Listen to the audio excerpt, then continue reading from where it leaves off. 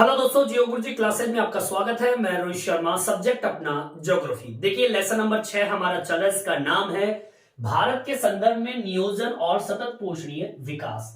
देखिए आज का जो हमारा टॉपिक है वो नियोजन से संबंधित है। मैंने आपको नियोजन के बारे में बता दिया था, एक बार मैं फिर से रिपीट कर देता हूं। देखिए नियोजन होता है किसी भी कार्य को करने से पहले उसकी रूपरेखा बनाना, और वो रूपरेखा बनती है सोचकर विचार बनाकर। अगर आप सोचकर विचार करके किसी कार्यक्रम की रूपरेखा बनाते हो तो वो कार्य सफल होता है और 100% वो कार्य आगे की ओर बढ़ता है, उसमें कोई कमी नहीं रहती, क्योंकि कमी का मूल्यांकन हम पहले ही कर चुके हैं सोच विचार कर। अब सोच विचार कर किसी भी कार्य को करोगे तो सक्सेस मिलती है, और इसी प्रक्रिया को हम नाम देते हैं नियोजन। इस नियोजन के अंतर्गत मैंने एक बिंदु बताया था आपको लक्ष्य क्षेत्र नियोजन के बारे में। लक्ष्य क्षेत्र नियोजन होता क्या है? देखिए लक्ष्य क्षेत्र नियोजन होता है जिसके अंतर्गत आप किसी लक्ष्य क्षेत्र के रूप में किसी क्षेत्र को चिन्हित करते हैं। मतलब उस क्षेत्र को चिन्हित करने का कारण यह है कि उस क्षेत्र में अगर कोई भी किसी भी प्रकार की कमियां होती है, उस कमियों को दूर करने के लिए उसके लिए कार्यक्रम तैयार किया जाता है, योजना तैयार की जाती है, फिर उसके अनुरूप कार्य किया जाता है। तो मैंने आपको बताया था कि लक्ष्य क्षेत्र नियोजन के अंतर्गत 3 बिंदु मैंने आपको बताए थे। एक पर्वतीय क्षेत्र जो लक्ष्य के अंतर्गत निर्धारित किया गया। भाई पर्वतीय क्षेत्र के अंदर जो जो क्षेत्र ऐसे जो कि पिछड़े हुए हैं, वहां पे जो जनजातियां रहती है वो पिछड़ी हुई है, तो उनके लिए कार्य करना।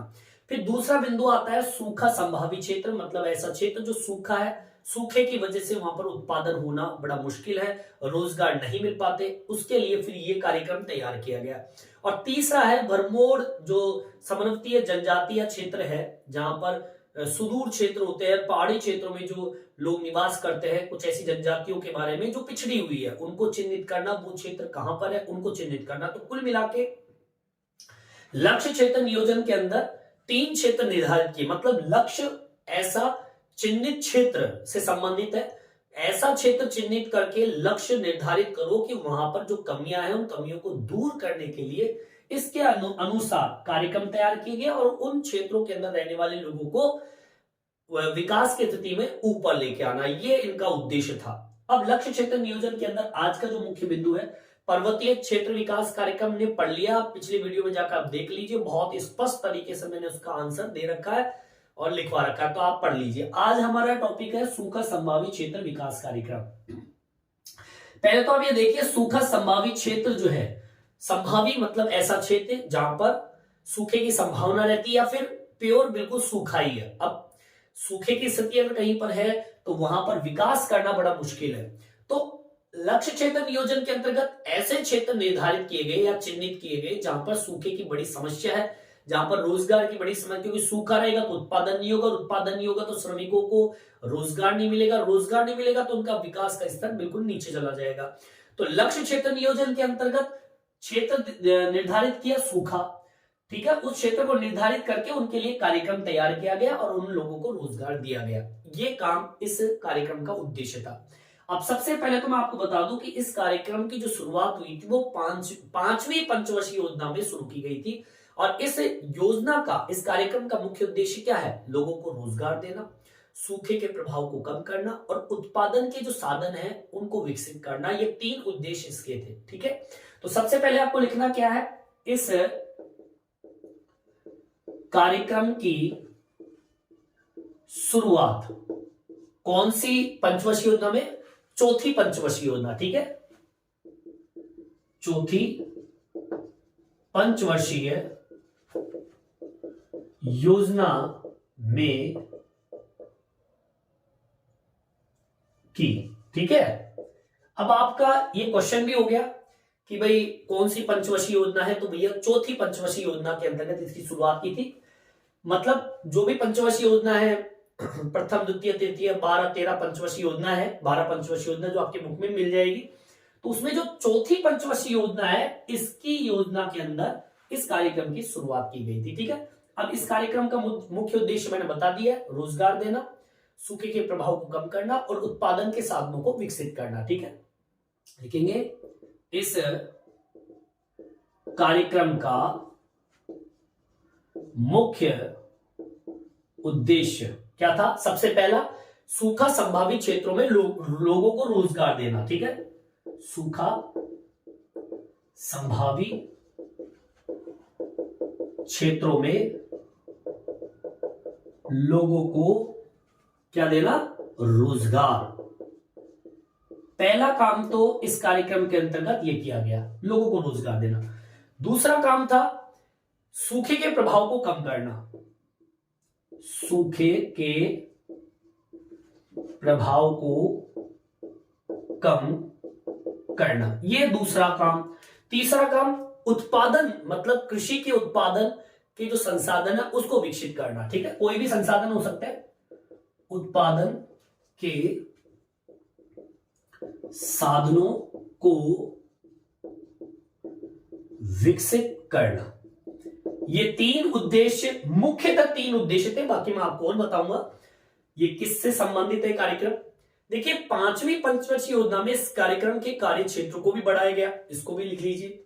मतलब नेक्स्ट जो आपकी चौथे के बाद में जो 5वीं पंचवर्षीय योजना आई, उसके अंतर्गत इसकी जो विस्तार स्थिति है, मतलब जो क्षेत्र था उस क्षेत्र को भी बढ़ाया गया। ठीक है, 5वीं पंचवर्षीय योजना में, मतलब शुरुआत चौथी पंचवर्षीय योजना में हुई, फिर इसका जो विस्तार हुआ वो 5वीं पंचवर्षीय योजना में इस कार्यक्रम का विस्तार किया गया। ठीक है, यहां तक समझ में आई बात? अब सुनिए, सबसे पहले आपको मैं बता दूं, जब इस कार्यक्रम को लागू किया गया तो सबसे पहले डायरेक्टली कृषि से संबंधित कार्य नहीं किए गए, सूखे से संबंधित कार्य नहीं किया गया।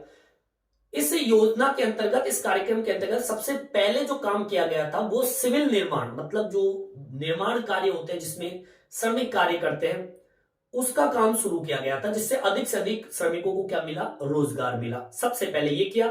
फिर बाद में सिंचाई का काम भी किया परियोजना, भूमि विकास कार्यक्रम चलाया, वनीकरण, ठीक है, इसके अलावा चारागाह का विकास किया गया। ऐसे कई कार्य, या फिर आधारभूत जो ग्रामीण अवसंरचनाएं हैं जैसे कि विद्युत है, सड़क है, बाजार है, ऋण सुविधा है, सेवा है, इन पर जोर दिया गया। लेकिन सबसे पहले सिविल कार्य के ऊपर कार्य किया गया, मतलब निर्माण कार्य पर जोर दिया गया, जिससे कि श्रमिकों को रोजगार मिल सके। ठीक है, इसको लिखेंगे। इस कार्यक्रम की शुरुआत में, इस कार्यक्रम की शुरुआत जो है उस शुरुआत में सिविल निर्माण कार्य पर बल दिया। ठीक है, जिससे अधिक से अधिक श्रमिकों को रोजगार दिया जा सके। ठीक है, ये तो शुरुआती बात हुई। अब फिर बाद में देखते हैं। बाद में इस कार्यक्रम के अंतर्गत सिंचाई कार्य, सिंचाई परियोजना, इस पर ध्यान दिया गया। इसके अलावा कृषि विकास पर ध्यान दिया गया। ठीक है, इसके अलावा भूमि विकास कार्यक्रम चलाया गया।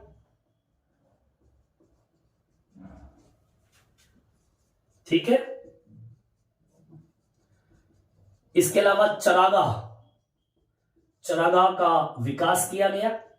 समझ में आई बात? इस पर भी बल दिया गया धीरे धीरे। इसके अलावा आधारभूत जो ग्रामीणों की जो अवसंरचनाएं हैं, ठीक है, इसको मेंशन कर देते हैं। आधारभूत ग्रामीण अवसंरचना, जैसे कि, अब जैसे के अंदर, जैसे कि सड़क बनाना है, आपके जो विद्युत का काम है, बाजार है, इस पर भी जोर दिया गया। ठीक है, इसको मेंशन कर देंगे अपन। आधारभूत ग्रामीण अवसंरचना में मैं एक छोटा सा मेंशन कर देता हूं, जिससे आप देख लेना एक किताब में। विद्युत का काम है, सड़क का काम है, ऋण देना है। ठीक है, ये काम जोर दिया गया इन चीजों पर। सेवा से संबंधित कार्य है, इन पर कार्य किया गया। समझ में आई बात? मैं इसको रिपीट कर देता हूं। देखिए, इस कार्यक्रम की शुरुआत में सिविल निर्माण पर कार्य पर बल दिया गया, जिससे कि सिविल मतलब निर्माण, कोई भी भवन निर्माण हो सकता है, कुछ भी हो सकता है, इस पर ध्यान दिया जिससे कि अधिक से अधिक श्रमिकों को रोजगार मिले। फिर इस कार्यक्रम के अंतर्गत ध्यान दिया गया सिंचाई परियोजना पर, कृषि विकास पर, भूमि विकास के ऊपर ध्यान दिया गया, चारागाह विकास पर ध्यान दिया गया। इसके अलावा आधारभूत ग्रामीण अवसंरचनाएं जैसे कि विद्युत है, सड़क है, ऋण देना है, सेवाएं, ऐसी चीजों पर इन पर ध्यान दिया गया। ठीक है, चलिए यहां तक आपके समझ में आ गई होगी, यहां तक आप उतार लीजिए। देखिए आगे की ओर बढ़ते हैं। अब आपको बताऊंगा कि भाई ये इस कार्यक्रम के अंतर्गत और क्या क्या काम किए गए और किन किन क्षेत्रों के अंदर क्या क्या मापदंड थे। इस योजना आयोग जो कि एक राष्ट्रीय समिति भी बनाई उन्होंने, उस राष्ट्रीय समिति ने इस कार्यक्रम में क्या पाया वो भी मैं बताऊंगा। कौन कौन से क्षेत्र, कौन कौन से राज्य इस सूखा संभावित क्षेत्र के अंतर्गत आते हैं, उन राज्यों में क्या क्या काम किए गए उसके बारे में बताऊंगा, क्या क्या कमी भी रही उसके बारे में बताऊंगा, वो किस प्रकार से रोजगार पैदा किया वो भी बताएंगे, तो उसके बारे में बात कर लेंगे। आगे की ओर मैं बात करूं केंद्र सरकार की। देखो केंद्र सरकार ने ये योजना आयोग बनाया, मतलब जो आपके विकास कार्यक्रम की जो व्यवस्था बनाई लक्ष्य क्षेत्र नियोजन के अंतर्गत, ये सारी की सारी योजना आयोग के अंतर्गत आती है। ठीक है, अब योजना आयोग ने एक राष्ट्रीय समिति बनाई, उस राष्ट्रीय समिति ने इस कार्यक्रम की क्या की, समीक्षा की, मतलब इसकी जांच की। जांच में यह पाया कि ये जो कार्यक्रम है वो एक सेक्टर कृषि सेक्टर और उससे संबंधित सेक्टर से संबंधित है। मतलब कुल मिला के बात ये हुई कि सूखा संभावित जो क्षेत्र विकास कार्यक्रम है ये कृषि से संबंधित हो गया। ये रिपोर्ट दी राष्ट्रीय समिति ने योजना आयोग को। ठीक है, जो कि केंद्र सरकार की एक ब्रांच हो गई, इसको मेंशन कर दीजिए। राष्ट्रीय जो समिति है, ठीक है, राष्ट्रीय समिति ने इस कार्यक्रम की समीक्षा की। समीक्षा का मतलब क्या होता है, जांच करना। ठीक है, समीक्षा की और पाया कि यह कार्यक्रम कृषि व कृषि से संबंधित सेक्टरों से जुड़ा है या जुड़े हैं। ठीक है, ये कार्यक्रम किससे संबंधित है, कृषि और कृषि से संबंधित जितने भी सेक्टर है उससे संबंधित है। आपको मैं बता दूं ये जो कार्यक्रम है, इस कार्यक्रम ने पर्यावरण संतुलन पर भी बल दिया, यह मुख्य है। ठीक है, इस कार्यक्रम ने पर्यावरण संतुलन पर बल दिया, यह काम इस कार्यक्रम ने किया। और सुनिए, जनसंख्या वृद्धि के कारण लोग कृषि सीमांत भूमि का उपयोग करने लगे। उससे हुआ क्या, पारिस्थितिकीय निम्नीकरण होने लग गया, मतलब असंतुलन की स्थिति। भाई सारे के सारे, अब आप जानते हैं कृषि कार्य जो हो रहा है अभी प्रेजेंट टाइम पे वो तो बहुत ही बेकार हो रहा है। हम यूरिया डाल रहे हैं, हम केमिकल डाल रहे हैं, वनस्पति को नुकसान पहुंचा रहे हैं, तो ऐसी एक समस्या पैदा हो रही है। अतः सूखा संभावित क्षेत्रों के अंदर वैकल्पिक रोजगार अवसर पैदा करने की आवश्यकता है इस समस्या को देखते हुए, क्योंकि सभी कृषि कार्य में लगे हुए हैं जिसकी वजह से पारिस्थितिकीय निम्नीकरण हो रहा है, भूमि निम्नीकरण हो रहा है, क्योंकि हम कृषि का जो तरीका है वो बिल्कुल गलत तरीके से कृषि कार्य कर रहे हैं। इसके अंतर्गत सरकार ने इस कार्यक्रम के अंतर्गत जल संवर्धन विकास कार्यक्रम को भी शामिल किया। इस कार्यक्रम के अंतर्गत कई तरह की व्यवस्था बनाई, रणनीति बनाई, जैसे कि जल है, मिट्टी है, पौधे है, मानव है, पशु है, जनसंख्या, इसके बीच में किस प्रकार से संतुलन बनाया जा सके उस पर भी इस कार्यक्रम ने क्या दिया, बल दिया। इसको मेंशन कर देंगे। ठीक है, लिखेंगे क्या, जनसंख्या वृद्धि के कारण लोग कृषि सीमांत से या कृषि सीमांत भूमि उपयोग से जुड़े, जिससे क्या क्या समस्या पैदा हुई, भू निम्नीकरण, इसके अलावा पारिस्थितिकीय निम्नीकरण की स्थिति पैदा हो गई। मतलब अधिक से अधिक लोग जब कृषि सीमांत भूमि से जुड़ गए, मतलब कृषि कार्य में जुड़ गए। अब कृषि किस प्रकार से हो रही है सब जानते हैं, कोई छुपा नहीं है किसी से भी। आज आप बताऊं आपको, हरियाणा और पंजाब जो है वो सबसे बड़ा उत्पादन क्षेत्र है, लेकिन आपको मैं बता दूं सबसे ज्यादा कैंसर पेशेंट भी वहीं मिलेगा। आप गूगल सर्च करके देख लीजिए, हरियाणा में सबसे ज्यादा कैंसर जो बीमारी है वो सबसे ज्यादा, क्यों? क्योंकि वहां पर सबसे ज्यादा केमिकल यूज होता है। ठीक है, आप हमारे आसपास भी देख लीजिए, हम यूरिया यूज लेते हैं, केमिकल यूज लेते हैं, कीटनाशक उपयोग लेते हैं। ये जमीन के लिए नुकसानदायक, पारिस्थितिकीय क्षेत्र के लिए नुकसानदायक, भूमि के लिए नुकसानदायक, मतलब निम्नीकरण का कारण है, मतलब कमी का कारण है आपके पर्यावरण के लिए और जमीन के लिए कमी का कारण है। जिससे हुआ क्या, आपके विकास का स्तर बिल्कुल नीचे हो गया। अब सूखा संभावित क्षेत्र विकास के अंतर्गत एक वैकल्पिक स्रोत अपनाया गया, रोजगार के अवसर पैदा करना। ठीक है, इसको जोड़ दीजिए। अतः सूखा संभावी कार्यक्रम के अंतर्गत रोजगार के अवसर पैदा किए गए।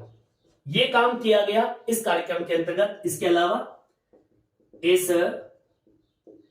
कार्यक्रम के अंतर्गत एक योजना चलाई, जल संभर विकास कार्यक्रम। पता है क्या ये है जल संभर, मतलब पानी को स्टोर करने की विस्तृति, मतलब जैसे बारिश का पानी हुआ तो उसको किस प्रकार से स्टोर किया जा सके। तो इस कार्यक्रम के अंतर्गत जल संभर विकास कार्यक्रम को भी क्या किया गया, शामिल किया। ये काम किया गया इस कार्यक्रम के अंतर्गत। इस कार्यक्रम के अंतर्गत एक पारिस्थितिकीय संतुलन बनाया गया, किनके बीच में? जल, मिट्टी, पौधे, मानव, पशु की जनसंख्या के बीच में। ठीक है, लिख दीजिए इसको भी। इस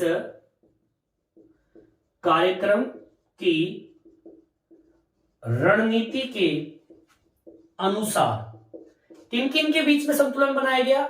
जल के बीच, मिट्टी के बीच, मानव के बीच, पशुओं के बीच। समझ आई बात? जल, मिट्टी, मानव, पौधे, पौधों के बीच संतुलन व विकास पर क्या दिया गया? बल दिया गया।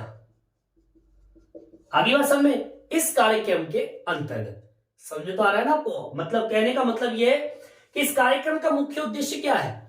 मुख्य उद्देश्य एक ही है, एक लोगों को रोजगार देना, दूसरा उत्पादन के जो संसाधन है उनको विकसित करना, तीसरा मानव और प्रकृति के बीच में एक संतुलन बनाने का कार्य करना, और जल संभर विकास कार्यक्रम को इसमें शामिल करना, अधिक से अधिक रोजगार देना।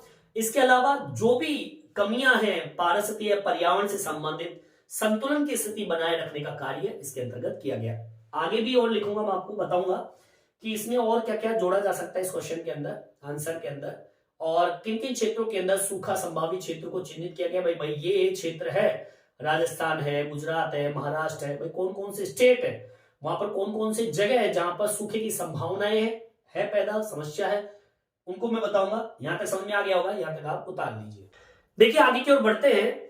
देखिए इसके अंतर्गत आपको एक चीज, एक बिंदु और जोड़ना है कि 1967 का समय आता है और योजना आयोग ने देश के 67 जिलों की पहचान की, सूखा संभावित जिलों की, जहां पर सूखे की समस्या है। 1972 में सिंचाई आयोग ने 30% सिंचित क्षेत्रों का मापदंड लेकर सूखा संभावित क्षेत्रों का परिसीमन किया। अब इसके अंतर्गत कौन कौन से क्षेत्र आते हैं, जैसे कि राजस्थान हुआ, गुजरात हुआ, पश्चिमी मध्य प्रदेश हुआ, महाराष्ट्र हुआ, ठीक है, आंध्र प्रदेश हुआ, इसके अलावा तेलंगाना है, कर्नाटक है। ऐसे राज्य जहां पर सूखे की संभावना है उनको चिन्हित कर वहां पर कार्यक्रम चालू किया गया विकास का। ठीक है, इसको मेंशन कर दीजिए, क्या लिखेंगे? 1967 की बात है। ठीक है, में योजना आयोग ने, ठीक है, कितने क्षेत्र? देश में 67 जिलों की, देश में 67 जिलों की क्या की? पहचान की। ठीक है, पहचान कर ली, फिर उनको सूखा संभावित जिला घोषित किया गया, वह सूखा संभावी क्षेत्र घोषित किया, कर दिया घोषित। आगे सुनिए, फिर 1972 के अंदर, 1972 1972 में सिंचाई आयोग ने 30% सिंचित क्षेत्र का मापदंड ले लिया। सिंचाई आयोग ने 30%, ठीक है, कितना प्रतिशत? 30% सिंचित क्षेत्र का मापदंड लेकर, मापदंड ले लिया, एक नियम बना लिया भाई 30% सिंचित क्षेत्र जो है उन क्षेत्रों को, भाई 30% ही सिंचाई होती है, इसके अलावा होती नहीं है, उन क्षेत्रों को सूखा संभावित क्षेत्रों के अंदर डाल दिया गया। ठीक है, मापदंड लेकर सूखा संभावी क्षेत्रों में, या फिर हम कहें सूची में क्या कर दिया? शामिल कर दिया। ये 30% सिंचित क्षेत्र का मापदंड का मतलब होता है कि भाई एक शहर है, उस शहर के अंदर केवल मात्र 100 में से 30% ही सिंचित क्षेत्र है, बाकी 70% सूखा है, उसको फिर सूखे संभावित क्षेत्र में डाल दिया। अब सूखा संभावित क्षेत्र के अंदर ऐसा मापदंड लिया तो सूची में कौन कौन आया? सूखा संभावित क्षेत्र। अब उस क्षेत्र की मैं बात कर लेता हूं। सबसे पहले तो आपका राजस्थान ही है, फिर उसके बाद में आपका गुजरात आ जाता है। आगे बस हमें गुजरात के अलावा आपका पश्चिमी मध्य प्रदेश आ जाता है, समझ आई बात? इसके अलावा महाराष्ट्र के मराठावाड़ा, महाराष्ट्र का मराठावाड़ा क्षेत्र आ जाता है, समझ में आई बात? इसके अलावा आंध्र प्रदेश है, वहां पर रायलसीमा, ठीक है, आंध्र प्रदेश की रायलसीमा क्षेत्र, ये भी इसमें शामिल है, ठीक है, रायलसीमा क्षेत्र। इसके अलावा तेलंगाना पठार, ठीक है, तेलंगाना पठार क्षेत्र भी सूखा संभावित क्षेत्र के अंतर्गत आ गया। इसके अलावा कर्नाटक पठार,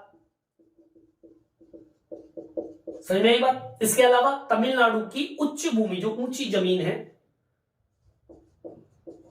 तमिलनाडु की उच्च